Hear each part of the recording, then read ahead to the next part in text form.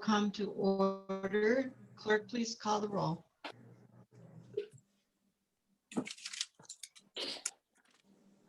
Each member is acknowledging that they are attending the meeting via Wayne County and that they are located in Wayne County, Michigan, unless otherwise stated when I call your name. Commissioner Scott, Present. Commissioner Baker McCormick, Here. Commissioner Marecki, Here. Commissioner Kinlock, Present. Commissioner Anderson, Present. Vice Chair Baydoun, Here. Chair Varga. Here, You have a quorum present. thank you. Next item. Item B, Chairwoman's remarks. I'll wait till a little bit later. I'll go ahead with the next item. Item C, approval of the minutes of the. So moved. Support.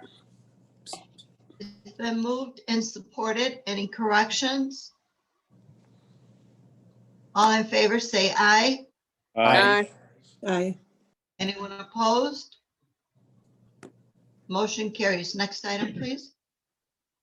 Item number D1 should be passed for the day, and it's a budget adjustment certifying revenue in the county park fund. Move to pass for the day. Support.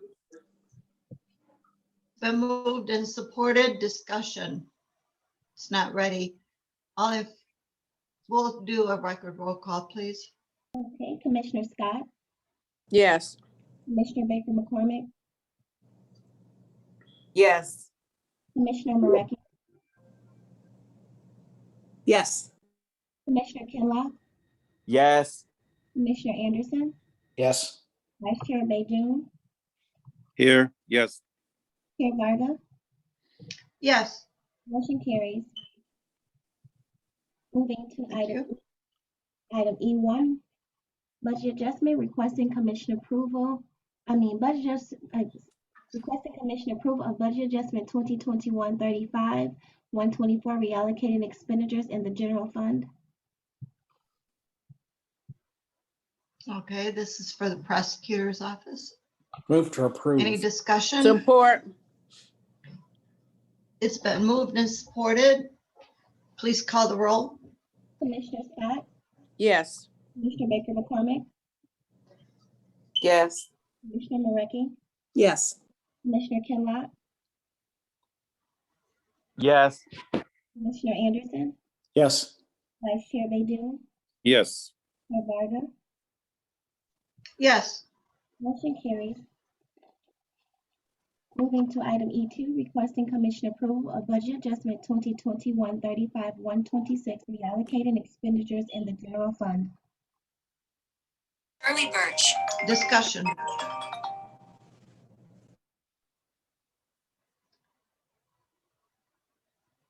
Discussion, anyone?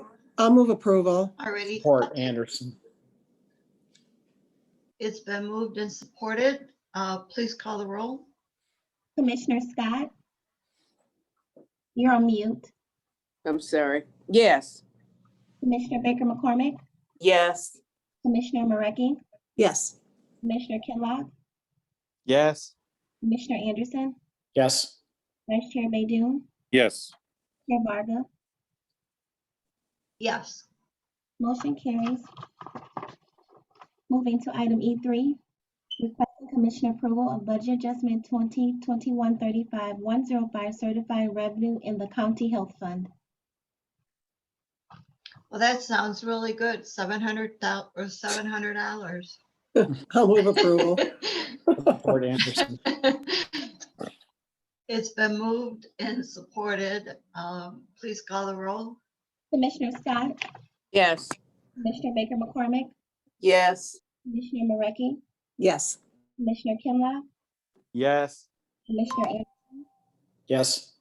Vice Chair Baydoun, Yes. Chair Varga. Yes.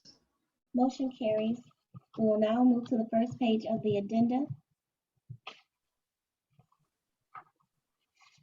Item 4, requesting commission approval of a resolution authorizing Wayne County's delinquent tax revolving fund borrowings from 2021. Okay, Mr. Abbo, do you have anything to discuss on this item?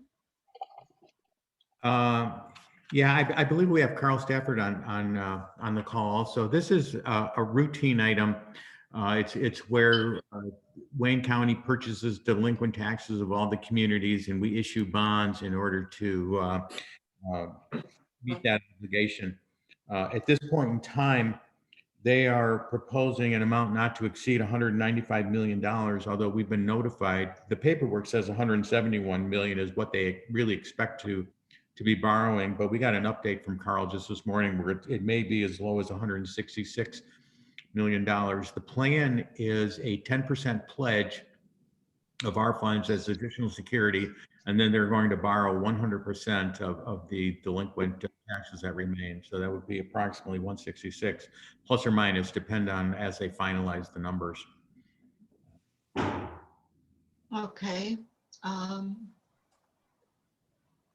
And they expect the interest rate to be about 3%. So it's all good news. The amount of delinquency seems to be dropping on an annual basis.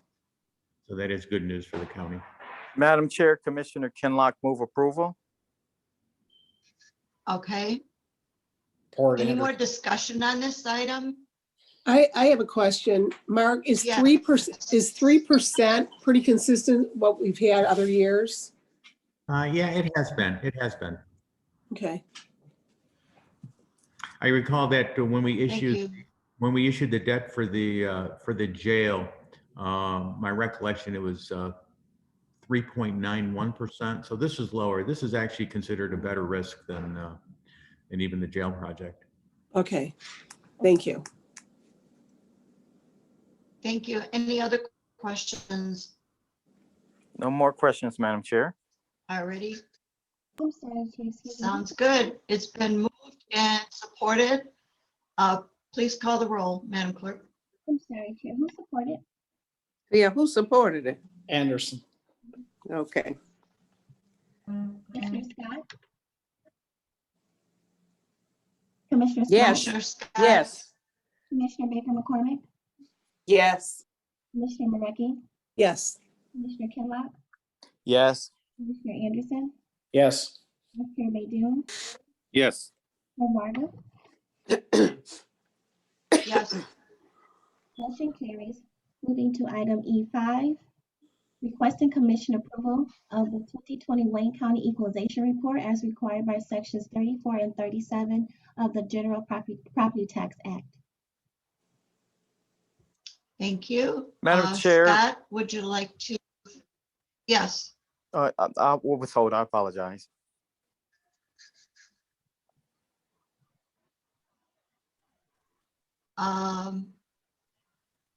That's fine. Scott, go ahead and give your report. Thank you, ma'am. Scott Vandenbergel, Assessment and Equalization Director for Wayne County. Delivering the 2021 Equalization Report, which is the summation recommendation of all the assessed values to the County Commission for its statutory action. This is the recommendation from the department to the County Commission that actually has the statutory responsibility to equalize the assessments at the local level of government. Our recommendation as your technical advisor is to equalize the assessments as assessed with equalization factors of 1.0 for all classes of property. The essential substance of that is that all the assessors have done their jobs properly in a technical sense, and that we recommend no addition or subtraction of value to the assessments for any classes of property. So all the assessors are working professionally and diligently, and we recommend no remedial action to correct anything. That's what that would amount to. All the assessments are in, the financial reports are reviewed. Everything has been summarized in the equalization report. As you can see in the letter of transmittal, the total assessed value increase over last year was about 4.6%. And the taxable value, or the actual tax base for the county, was about 2.7%. And that compares against the inflation rate of about 1.4% for last year. So the difference being development activity from new construction. So new construction activity was healthy for last year. lot of the questions that we received centered around the effect of COVID on assessments of property values. You should know that the statutory period for the assessments for the 2021 year was April 1st of 2018 to March 31st of 2020. So it was a trailing 24-month period. So we captured only about 2 months of the COVID period, if that was mid-March of 2020 or so. So you have 23 and a half months essentially of non-COVID data and 2 weeks of COVID data. So it essentially didn't really touch the COVID period whatsoever. And so now that we have a little bit of retrospective data to look at, the residential sales market not only has been stable, but it's been better than it was. It was sort of decelerating before in its appreciation. Now it's continuing to appreciate even more. Commercial and industrial as property classes for the assessments for 2021 were, as I mentioned, kind of decelerating, but appreciating but decelerating. They were at, I think, 2% appreciation for commercial and 3% for industrial. Once the 1 year of the COVID period is baked into the assessments for 2022, and then 2 full years of the COVID period for 2023 assessments, we'll really have a better handle on what that will actually play out to in property assessments, and whether that will result in decreases in one community or another, or one property class or another. I would not anticipate any decreases in residential. The demand has been strong and interest rates have been low. But as far as the commercial class of property for real property, I would definitely anticipate taking a very good look at that. Personal property, which is more responsive because it relates to annual business acquisitions and dispositions. And as of December 31st, when companies are doing their annual filings with local assessors, that was down. Commercial minus 7%, industrial minus 10%. And that could be a combination of companies either deferring their capital expenditures and also companies just simply having closed their doors between mid-March of 2020 and December 31st, when the effective period was for their filings for their business personal property statements. So that did capture 9 or so months of the COVID period. So that did very likely reflect business closures in the personal property arena. So if you follow the notion that the business assets went away on the personal property side, comments would tend to follow that there may very well be a corresponding effect on the real property side of things too, for the bricks and mortar side of it. So that's the summation of the report, and the remaining portion of things will play out in the millage reduction fraction information that will come out for the summer for the county's summer property tax levy. So you'll see that in a few weeks when we get the information together for the county's tax rate computation. Madam Chair. Okay, thank you. Yes, we have Commissioner Anderson first, and then Commissioner Kinlock. Thank you, Madam Chair. Scott, I just wondered, are there any disputes from any of the jurisdictions to the assessment? No equalization disputes. No one has challenged the county's computation of the equalized valuations. Typically, there really is not. It would be unusual that there would be. It does happen in rare cases. There are no equalization disputes. If there were, the venue would be in front of you, I guess, virtually. But today, this would be the hearing for that, to raise objections. There are no objections, from what I understand, unless someone comes forth for audience participation in a few moments. But to my knowledge, there are no disputes for equalization assessment. All right, thank you. Thank you, Madam Chair. You're welcome. Commissioner Kinlock. Yes, Scott, I have a few questions, and I guess most of it is centered around educating me as it relates to the action that we are taking when we receive this report and the processes. My first question is the equalization report. Is that a compilation of assessments that have been done by all of the communities within Wayne County, and that this report is something that you receive and you review their assessments and then bring it to us? And then I need to know what is the action and the purpose of the action that we're taking upon receiving this report. And the basis of those questions is that in recent years, we've been receiving, or at least I have received, in being in this position since January, a few concerns and complaints about over assessments or assessments from communities that are not accurate. And I'm trying to see whether or not this is the place to raise any of those objections. And if so, is it raised by the communities, or can residents, property owners, actually bring their objections? I know it's a number of questions, but just hopefully you were following me. Sure. I'll see if I can keep it all straight. I think I can.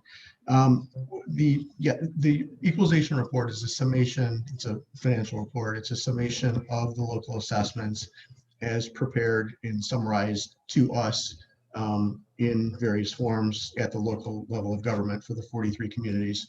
The local assessments being prepared by the assessors and defended at their boards of review, their assessment appeals boards, given to us for review.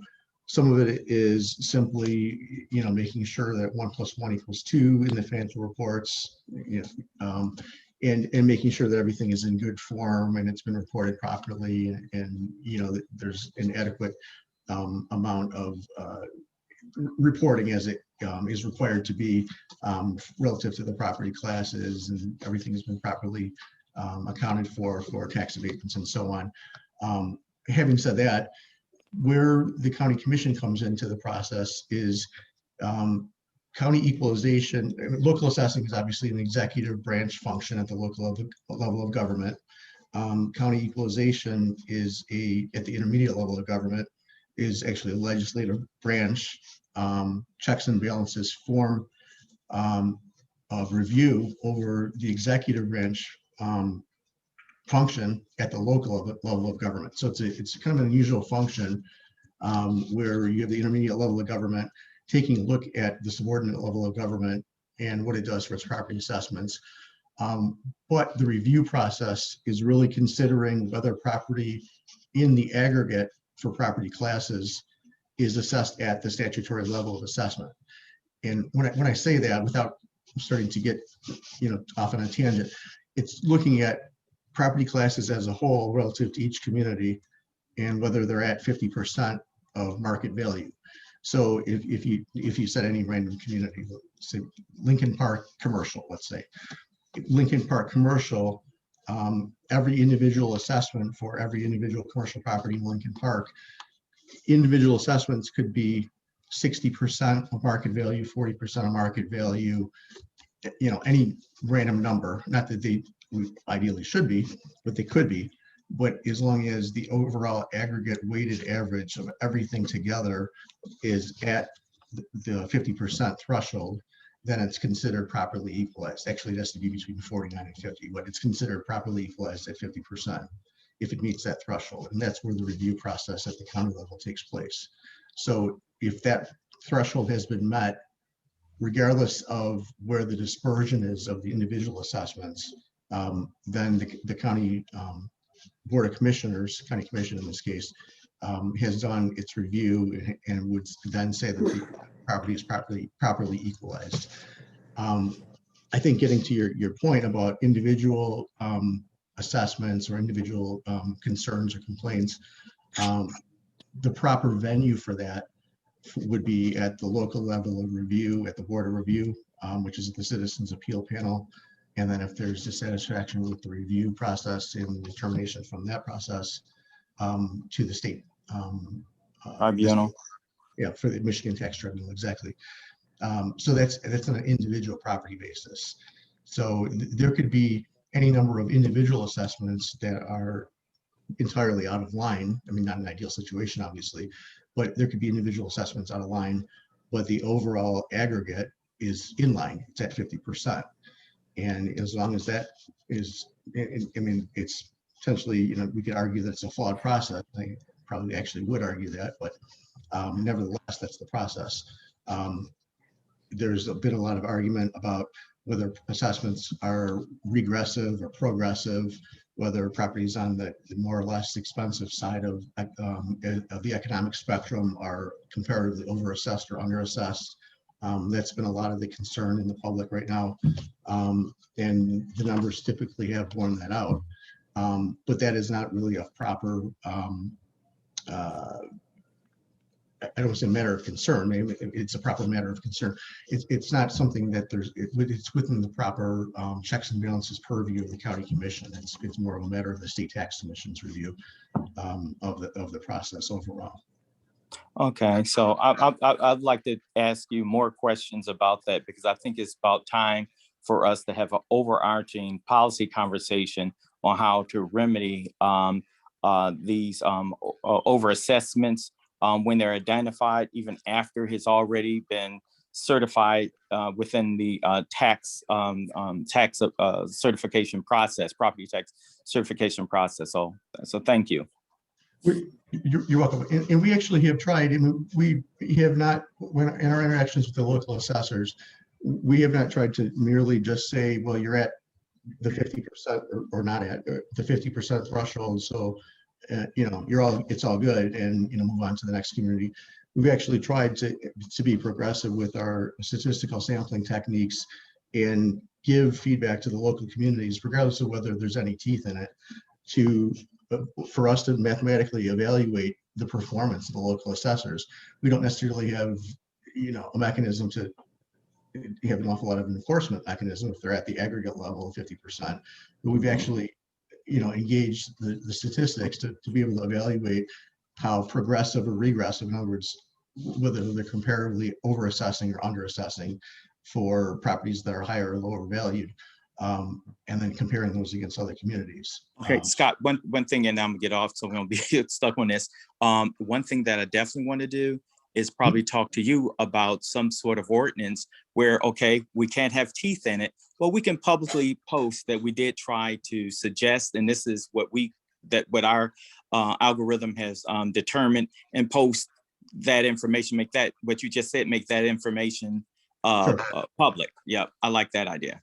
Sure, and there are, I mean, without, you know, I'm sure the chair would not like me to ramble on forever with some technical Right. You may That's why I'm ramble on stopping. as long as it takes. Yeah, no, but I mean, you know, seriously, It's crazy. there are technical standards. There's an international organization with you know, a bunch of PhDs writing research papers that are much smarter than I am, that have produced technical standards and parameters and statistics where things should be between certain, you know, brackets for performance statistics. And there are things that could actually be codified into policy, if you will, even if it doesn't have teeth. But it is good public policy. And in fact, in some states, it is actually statute that things need to fall between certain brackets of statistics. So, I mean, it's a start. And probably it would be progressive for Wayne County to contemplate such things, because I don't know that a lot of the other counties in the state are as progressive as to contemplate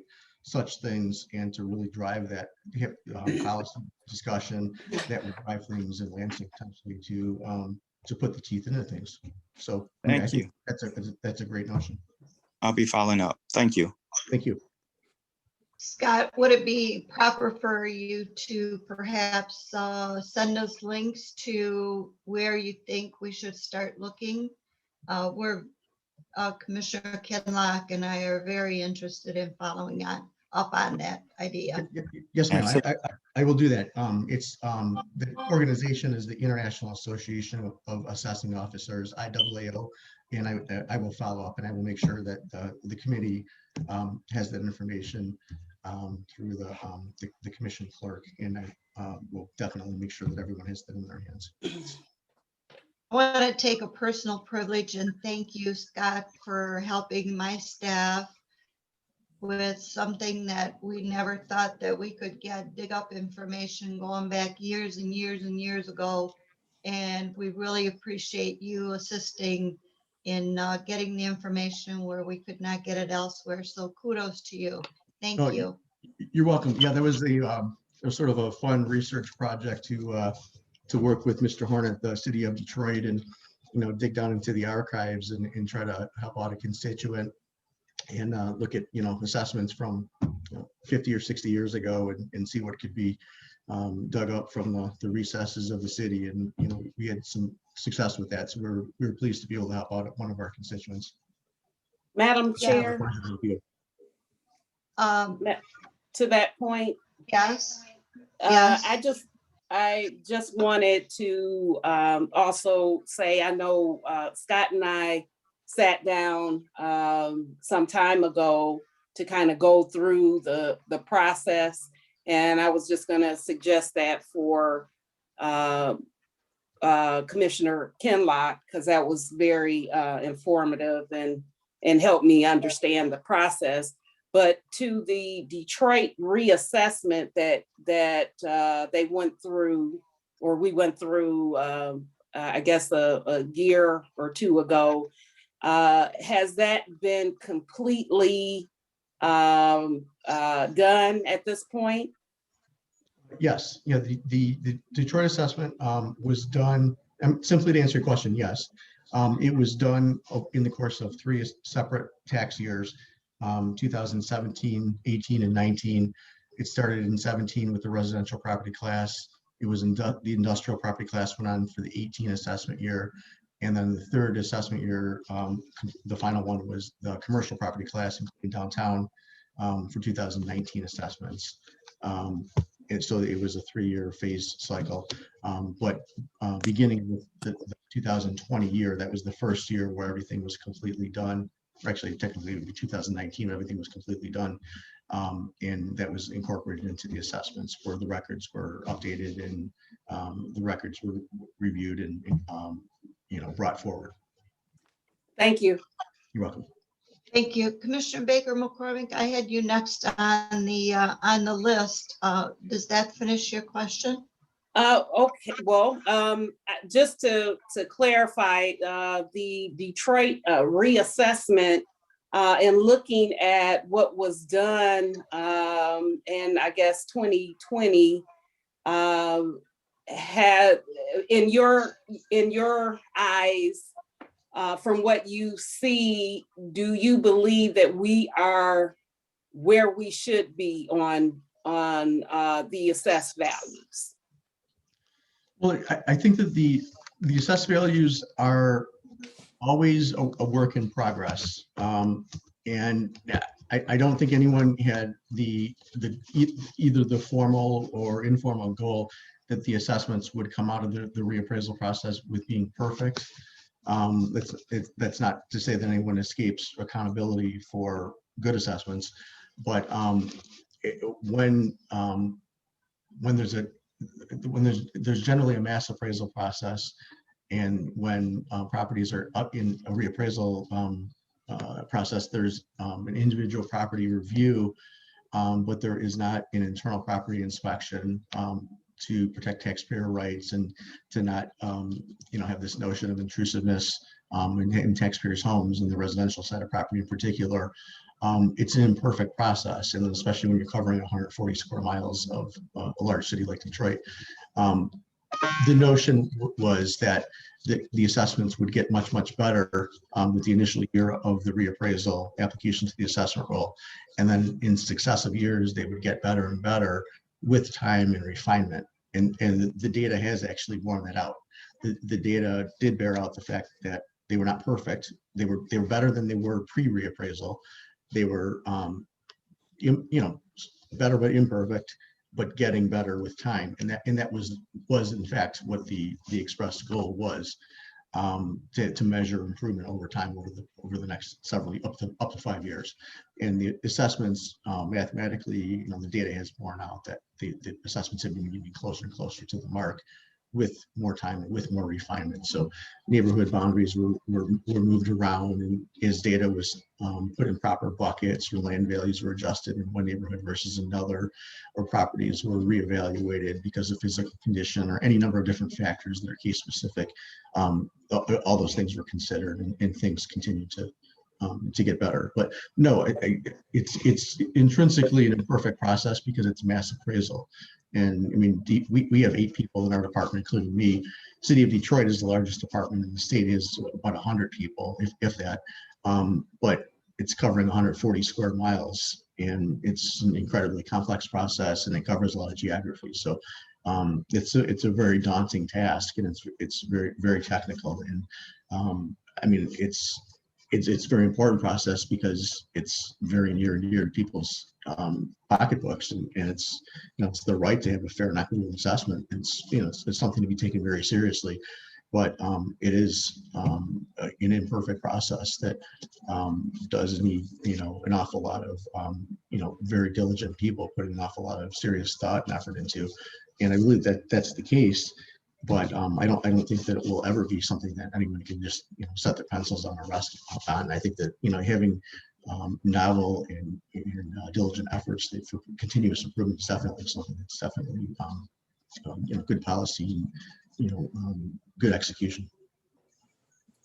Thank you. Thank you. Thank you. Next on the list is Commissioner Baydoun, then Maraki. Thank you, Madam Chair. Scott, couple points of observation.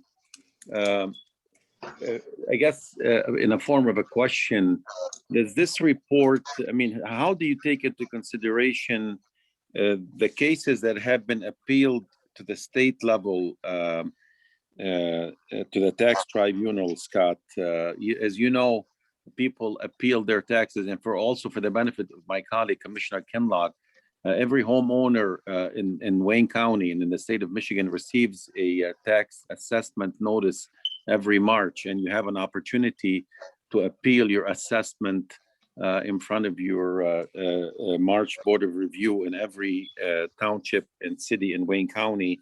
And if a homeowner is not successful at the local level, they have the opportunity to appeal their assessment to the state, the tax tribunal. So my question, Scott, the first question is, are those taken into consideration when you have this report, that there are still some outstanding assessments out there? No, not directly.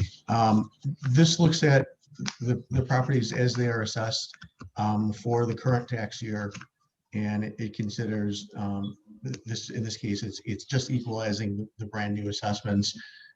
They have not been through the appeal process just yet. They've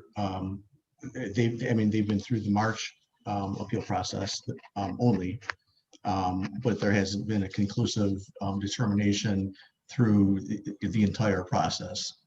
So the taxpayers have not exhausted their due process rights in their entirety at the moment that these numbers are compiled. So the taxpayers potentially have gone through the March Board Review level of review if they've elected to do so. But at this point, they have not gone through, if they're choosing to do so, they've not gone through this Michigan Tax Tribunal, or in rare instances, the Michigan Court of Appeals. So that process is incomplete because of that. In this crazy real estate market, the seller's market for sure right now, with the lack of inventory, I recently sold a home in Dearborn for $50,000 over the asking price, and there was a bidding war. Do you expect next year that these assessments are going to be much higher because of the increase in the prices, even though some of these homes are not worth what I mean, they're not being appraised for the selling price? People are paying the appraisal deficiency because there's no inventory. I mean, it seems that there's not really a slowdown, and I think if there are enough data points at those sort of crazy high levels, data points, if you have enough of them and they're not outliers, data points become the market. I mean, if enough data suggests one thing or the other, that is the market eventually. I mean, you get a critical mass, and that just suggests that that is the market. I mean, it's kind of a simplification of things, and a lot of things are driven by cash buyers and people just throwing money at things, low inventory. Yeah. But and I'm not saying that every crazy outlier sale, becomes the market, and we just need to, paint things with a broad brush and have a heavy hand and, raise all the assessments to the last dollar. But I do think that the market has an awful lot of momentum on the upside, being driven by the low inventory. I mean, I definitely agree with you. And the record low rates, and they're slightly higher than they were, but they're still incredibly low. That has been a motivator for a number of years. But of late, the low inventory has just driven things up dramatically, and it doesn't show any end to it at this point. So I would think that, not only more of the same, but more of this data is built into things. What as much as I think it would be waiting for more COVID data, maybe on the commercial and industrial side, potentially to suggest reductions, if that's what the market bears out. On the residential side, more post-COVID data to suggest, I hate to say it, but maybe more increases. I mean, if the aggregate increase for residential for this year was about 6%, I mean, you've got strong markets in, you mentioned the Dearborn. I mean, 6%, that's 6% increase in Dearborn would be nothing in the neighborhood. I mean, you add a 1 in front of that in some cases, and 16% might be more like it. I mean, that's maybe a pocket or a neighborhood or a block, but I mean, it's got an awful lot of momentum in many cases. Yeah. Not every city, not every neighborhood, but in Yeah. And also for the benefit for some of my colleagues, the biggest factor that's really affecting these assessments and the taxability of these properties is Proposal A, which is the uncapping of the properties after they're being sold. That's where a lot of buyers, new owners, run into problems not knowing what they expect after they buy a property. That's another discussion. We could spend hours on Proposal A. Thank you, Scott. Definitely. Hate to be the bearer of both good and bad news, but I mean, it is what it is. I'm just a reporter. Yeah. Thank you. Madam Commissioner Chair. Marecki. Thank you, Sorry. Madam Chair. And then Anderson. Scott, not naming any names, when you're talking about communities that have like questionable varied assessments, do you see certain communities that do that more than others? I think that all of assessors that we have in Wayne County are very professional and very competent. I will say, just as a general statement, it's very easy to, if you just kind of look at everything on a continuum or a bell curve, it's very easy to assess properties where there are a lot of data points in the middle of the market. It's difficult to assess comparatively lower value properties or comparatively higher value properties, sort of for differing but related reasons. On the lower side of the continuum, it really, in the related reason is property condition. If a property is in very poor condition, the kitchen cabinets are stripped out of it, it's been foreclosed on, just any number of crazy things could have happened to the property, and it's assessed according to a model that presumes it's an average condition. That assessment will be entirely off and overassess it. But similarly, if it's in upper end type property, and there's been a lot of remodeling activity that may or may not have had permits pulled for the property, and it's got super high-end kitchen and but high-end features and fixtures and things like that haven't been reflected in the public record. That conversely, that property has a lot of value-enhancing amenities that are not captured in public records that of course are recognized by the market, but the government doesn't know about them, and they won't be. The market will pay for them, but the government won't know about them, and it'll be comparatively underassessed. So it's not just assessors are being more kind to higher end properties and less kind to lower end properties value wise. It's just an intrinsically more difficult valuation problem. So I don't think that there's any, I certainly don't think there's any intentional effort to, over assess one side of the continuum or the other. But it just in general, where the data points are always makes it easier because, data is definitely an enhancement for, a good process. But it just is a truism that high and low value properties are more difficult to appraise. It's always the case, whether that's in the assessment arena in the public sector or in the appraisal arena in the private sector on individual property appraisal case. Okay, all right, thank you. That's helpful. Thank you. Thank you, Commissioner Anderson. Just a real quick note, I know Commissioner Baydun was talking about some of one property had gone for over $50,000 over asking price. There was one that I even heard that was $100,000 over before the person was able to get the house. And I just, on a lighter note, I thought it might be in Commissioner Baydun's neighborhood there. That's all. That's all. And to that point, Thank I mean, you. that's, half kidding, but, half serious too.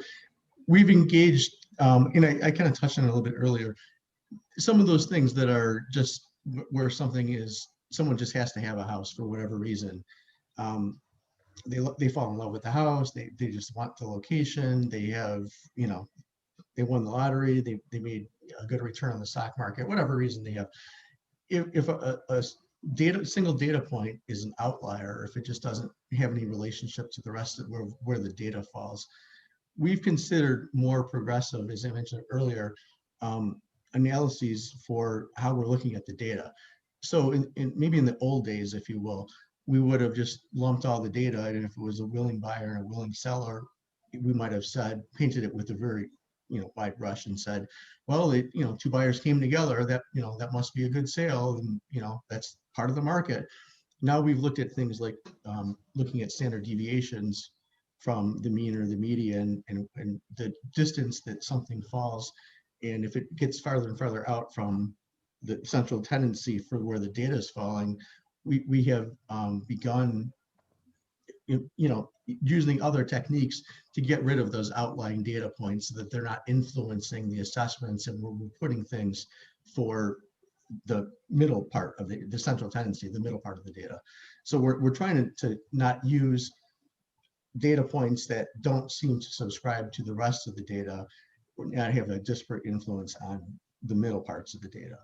And there's been success in that, and we've tried to encourage the local assessors to use the more progressive techniques for what they're doing.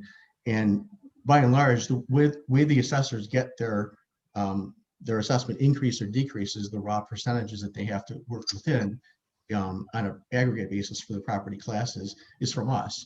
So if we give the local assessors a 6% or a 10% increase to work within, they have to do that. But whether we give a 6% or a 10% increase to the local assessor is partly dependent upon the methodology and the statistical sampling techniques that we're using, and how fairly and how accurately we're measuring the market. So I was kind of kidding with Commissioner Baydun a moment ago about how many data points you have to have until you have the market. And that's partly true. Is you get a few crazy data points and maybe you just it's a point of conversation, and it's just it's kind of unusual. But then if you get a number of data points, it becomes the market. If it becomes a central tendency for where the data is falling. But trying to not let the individual data points have too much of an influence on things, I guess, is really what the point is.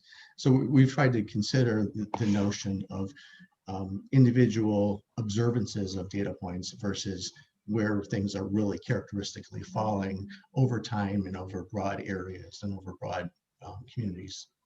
So it's trying to have a really much more scientific approach to things than just having sort of a rote application of outdated procedures. Thank you, Scott. We appreciate your report. This is probably the longest report you have given since I've been around, so I apologize. We really enjoyed it. Oh, it's good. I hope that the public, we had some public listening to it too. It's good conversation. At this time, I will take a motion for this item. Madam So moved. Chair, I move to receive and file. Commissioner Kinlock moves, supported by Commissioner Anderson. Yes, This is an approval item. Oh, thank you, Madam Chair. Move approval of Yes. the report. Support Anderson. I thought so. Commissioner Anderson. Apologize for supports. that. Any further discussion? Clerk, please call the roll. Commissioner Scott, Yes. Commissioner Baker McCormick, Yes. Commissioner Mareki, Yes. Commissioner Kinlock, Yes. Commissioner Anderson, Yes. Vice Chair Baydun, Yes. Mayor Verda. Yes, Motion carries. Moving to item E6. thank you. Housekeeping, just a little bit. Do we have another committee coming after us? At 1:30, I think. 1:30, yes. Okay, we will be done by 1:30 then. Next item. Chair Varga, may I interject for just a moment? Yes, I'll get with the commission clerk in a moment. There were a couple of corrections I'd like to suggest for the item E5 for the equalization report. It's a couple of the years. It's for the tax years in the minutes. So could you read it into the record so we could approve it as amended? yes, I don't know if for now we have to reconsider or not. Madam Clerk would have to reconsider. Through the chair, yes, this is Felicia, you would.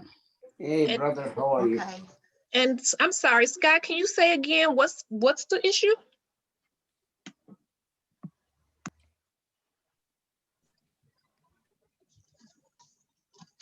okay. Because the if you're report that is in front of us, it stipulates in the action that's on the agenda. My motion was to approve the action item that was listed for the years that are listed within the report. Scott, would you answer Pamela's question about what will need to change? Sure. Yeah, my internet connection was sort of coming and going for a moment. Yeah, the report itself is submitted is accurate. As written in the addenda, for the second line, communication requesting commission approval, it should be the 2021 Wayne County Equalization Report. Oh, so that's just an error in the squib. It's We can correct. correct that. We will get that corrected. Okay.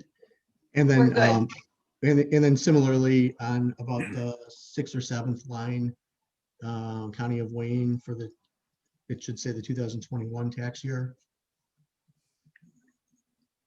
Okay, those changes will be made. Okay. I wasn't sure if this is the Good appropriate catch. time to do it. I didn't want to have an imperfect process. Oh, no, I appreciate it. Thank you, Scott. Thank you. Perfect. We don't have to do anything else then. Next item, please.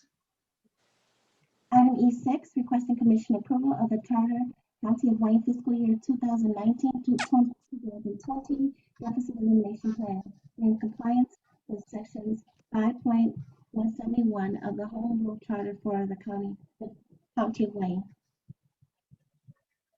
Thank you. Who would like to start the conversation on item 6? Mr. Newsome? Yes, thank you, Madam Chair. I think every year you all are aware that certain funds may end in deficit.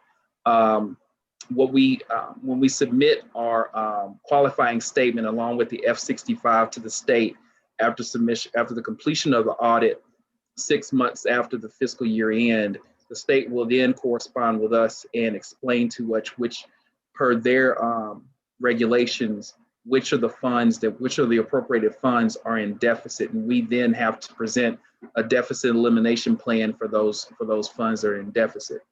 One thing I want to make clear, the proposed plan carries forward the deficit elimination activities that were a part of a previous deficit elimination plan for the EDC fund. We continue to decline. You'll see that in the plan itself. The deficit in the EDC fund continues to decline. We also had a new deficit in the community corrections fund, which we believe we can eliminate in 1 year.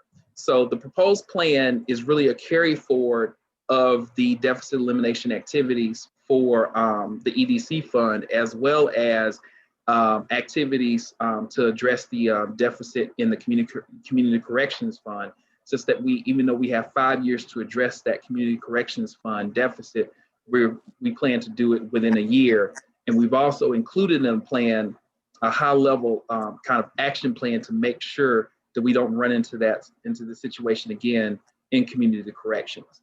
So I humbly ask you for your support in getting this passed so that we can get this full board, as we have 30 days after the end of the, well, actually at 30 days after notification from the state, that we have for us to get this approved by the legislative body, that being you, the commission, and get this filed with state treasurer's office.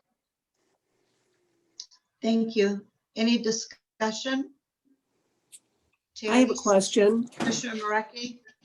Huey, thank you. Huey, can you tell us what happened with the community corrections? Why it is the way it is? In a nutshell, I don't know if Kamal is on the phone, but in a nutshell, what happened was the state, this is a state grant funded fund, and the invoices to pay against the grant, or for the grant to be paid, were sent to the state with actual expenses. And what happens is the state will send us money back based on a cap, if you will, of administrative expenses, I think of 25%. And we sent expenses, and I think they interpreted our expenses to be roughly about 30%. Unfortunately, because the underpayment against what we had sent came in after the fact, we did not have time to make that up with a general fund transfer before the closure of the fiscal year. So that is as you see through the in the plan, you'll see that what we plan to do going forward is monitor a little bit closer and just make sure that we can predict whenever that will be. I call it a haircut. If that haircut's going to happen, we can predict it better and get closer to whatever that cap on administrative expenses are, and at the same time reconcile before we have to close the books of fiscal year 21. Okay, that's why you think you can get this done in a year then. And Absolutely. how much was the amount? Oh, I pulled it off, but I believe it was in the neighborhood of, should be in your plan. It should be in the neighborhood of Just round. I think it was $250,000. Okay, all right. Thank you for that.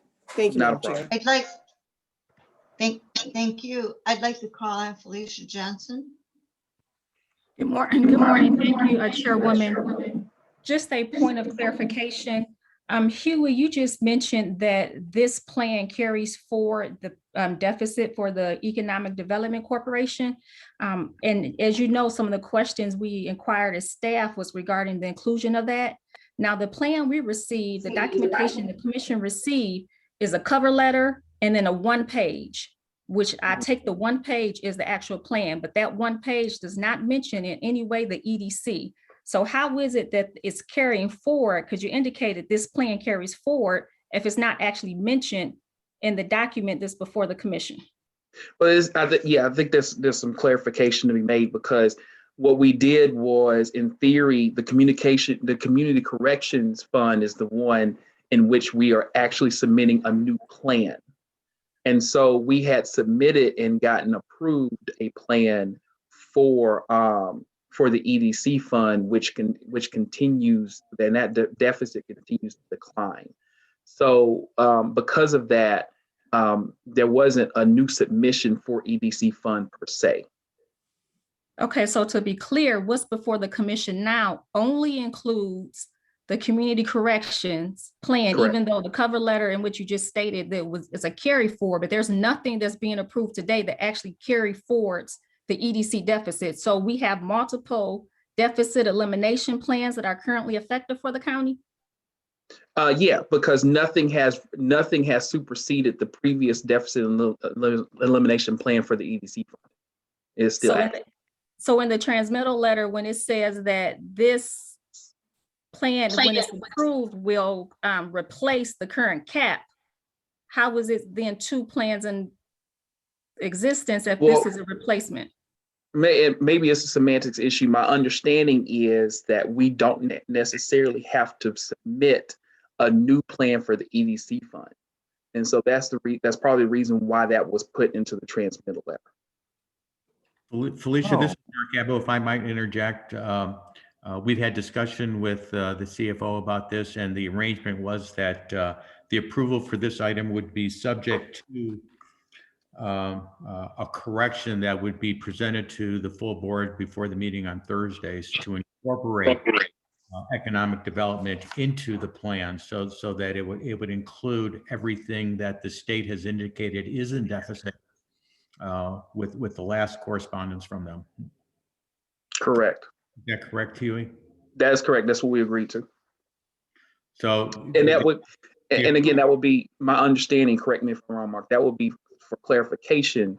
But again, we had submitted a plan for EDC fund, and I want to be clear that we're not proposing that plan be replaced.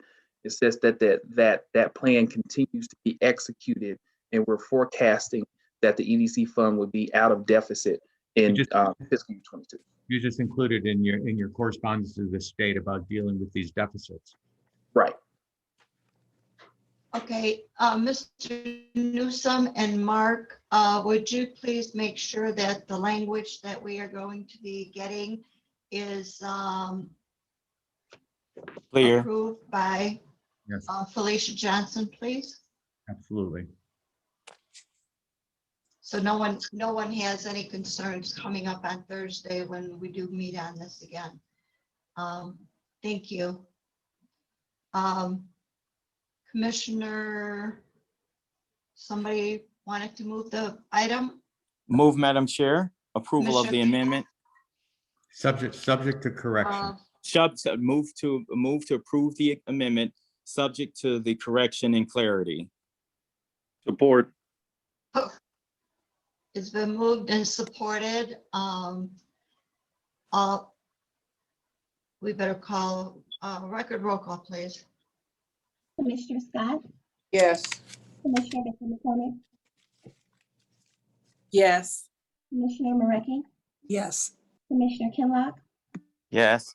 Commissioner Anderson, Yes. Vice Chair Beijing, Yes. Chair Varga, Yes, motion carries. So Chair Varga, Thank we you. will return this item after the meeting so the corrections can be made. okay, And we'll upload the changes into TCM after I confer with Mark and Felicia. Madam Chair, just a point of reference. So these type of issues, they go to our policy department, and before they reach us, did policy suggest these clarity and changes, or this was just discovered? I believe these came from legal and fiscal, or just Okay. legal. So through the chair, I'm sorry. yes. Go ahead. Go No, ahead, I was gonna say, Felicia. so this was one of those things we were just trying to get done. So we were actually having this conversation over the weekend and yesterday. So it just didn't get fully resolved until late yesterday. I wasn't clear on the amendment that was going to be made. So that's why we had that discussion today. But normally, yes, we get all issues resolved and numerous issues resolved before they actually hit committee. No problem. Thank you. Sometimes we have to do this in order to be timely with the state of Michigan, and so last minute questions can be resolved in. I understand that. I know Absolutely. you do. I know you do. Thank you. Just to let members know, we will have an important discussion under such other matters, but we'll go on with the agenda right now. Returning to the agenda, item F, such other matters as may be properly submitted before the committee. Okay, Mark, would you start us off, please? We're having a discussion. I'm sorry, Madam Chair, discussion on, Oh, this is the parking for the jail? oh, I'm sorry, yes. As everybody, slip there. As everybody recalls, last year, it was pre-COVID, it was, we were going to buy out the parking concession arrangement with Rock. It was valued at approximately $30 million. And because of COVID and the uncertainties associated with it, that matter was deferred. The money was transferred from the general fund to the capital projects fund, but it was not acted upon. So we never signed an arrangement with Rock regarding the county taking over that area of the jail facility. So the administration has come back and indicated that they want to complete that transaction at this point in time. So I believe the numbers are going to change because, greater than a year has passed and interest is accrued on the ultimate liability that would have been due Rock. But indications I have is that the amount is still better than the $30 million, and it would be a good transaction for the county. So with that, Okay. If we could get Mr. Kaufman, would you like to start the discussion on the executive side?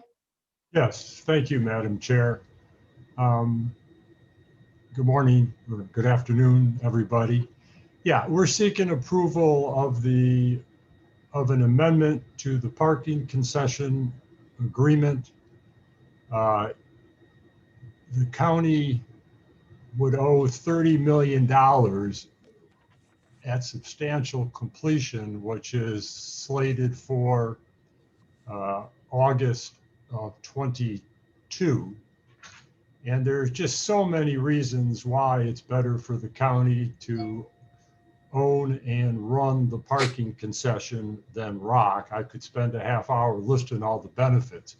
But the main reason I called up Madam Chair, and she was so gracious to allow me to get onto your agenda this soon, is that every month we hesitate in approving this agreement, it costs the county more than $300,000.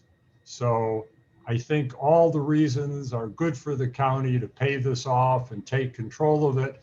And the sooner we have approval to pay it off, the more money we save. I could go on a lot longer, but I'll wait for any questions.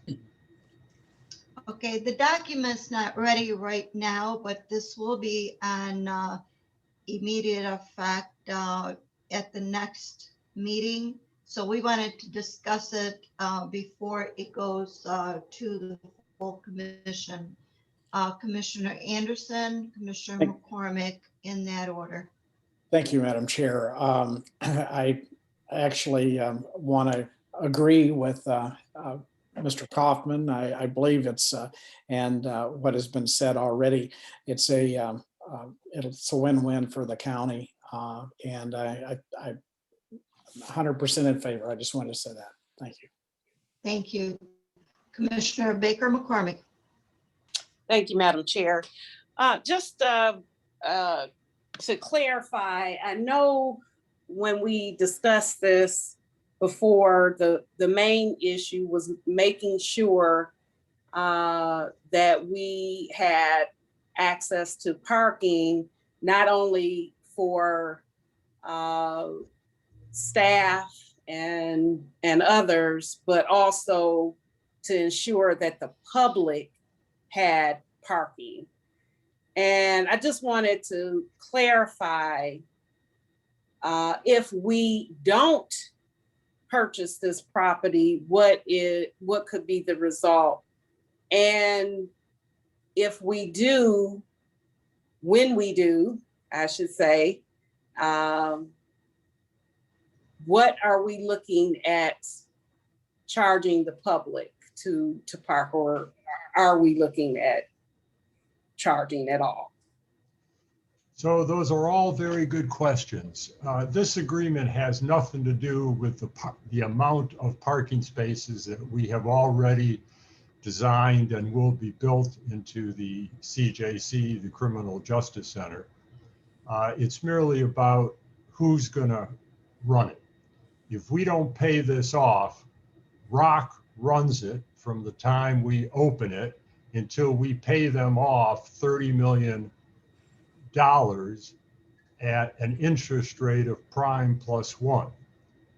The amount of labor, effort, and fights that will likely occur if we have to deal with ROC on all those issues while they're running our parking lots by itself is going to be a great big job. But as you indicated, if ROC runs it in the agreement, the parking concession agreement, ROC is allowed to charge the rates that are in the contract. If we buy it out, we decide what we're going to charge, and we decide if we think we're in a position to charge anything, or whether we're in a position to let employees park free, to determine whether we want to let visitors park free. In any event, this is one of the many advantages that comes to the county. We get back the parking lots. We get to make all the decisions on what companies are going to maintain them, and everything that goes into running a parking lot. Thank you. Thank you. We have our commission chair, Commissioner Bell. Thank you, Madam Chair. I just wanted to thank you for allowing this item to come on for discussion today. Again, we haven't received the documents yet, and once we get them, we will review them. But I wanted this committee to have the discussion now, because if we do get the documents and everything is satisfactory, my goal is to have it on the May 6th full board meeting. So we won't have another committee meeting prior to that date. So I wanted us to have as much of a conversation as possible, and then of course read the analysis from our policy and legal department once they have vetted the item. So thank you for this initial discussion. Thank you, Mr. Kaufman, for allowing your time to discuss this with this committee. Thank you.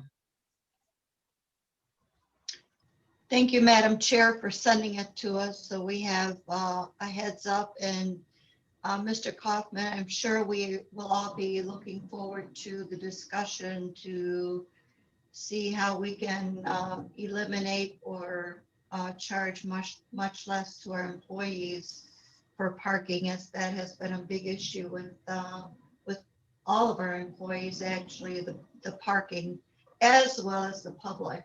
So looking forward to that once this is approved. Thank you very much for your time and for working with us. Thank you. I have to that point, Madam the Chair, I'd like to ask Yes. Sir Kaufman one. In the past, I know I was trying to advocate for the number of the jury duty people respond to because of the cost of the parking, the difficulty of the parking, and all those issues. And I'm in support of have the jury duty parking free to enhance the response and bring the people back. Because my understanding in the past, I don't know if the number it's accurate, out of 80,000 summons we send, we only get like a 27,000 respond. And the parking factor was one of them, why the people don't respond. So maybe we should look into that. I don't know if it's the time for it now or wait till later. I really don't know, but it's an issue we need to address to bring more people to respond to the jury duty summons. Today is not the time for that, but it's a good idea, and I hope that you would take that to heart. Could I make a brief response? Yes, I am brief. a strong believer in trying to provide free parking to employees and visitors to Wayne County government. It was not even a chance to do that when we took office, given our fiscal problems, but we have made great progress. I don't think there is any simpler thing we can do that is both fiscally responsible and a benefit to our employees than providing free parking. It's saving them the money out of their pocket, which becomes tax-free.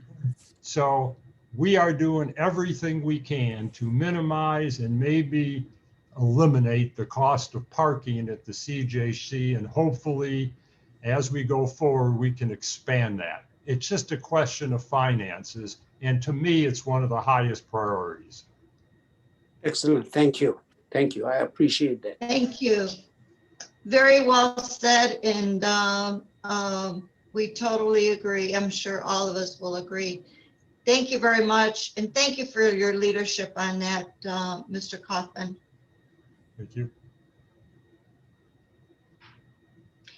Next item, please. Item G, public comments. Would you please unmute everyone? Yes, everyone has been asked. Anyone online or on the phone who would like to address the Wayne County Ways and Means Committee today? Public is welcome to comment. Please state your name and you can begin to talk. Anyone from the public wishing to comment?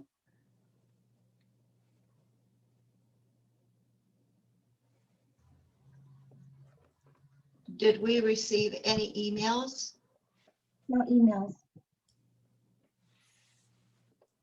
Okay, thank you. I hear no public comments today, so we will go to the next item, please. Item H, adjournment. So move. Support. Thank you very much, and we kept our promise to get out of here before the next meeting starts. Have a great week, everyone. You too. Thank you. too. Bye-bye. We're, oh,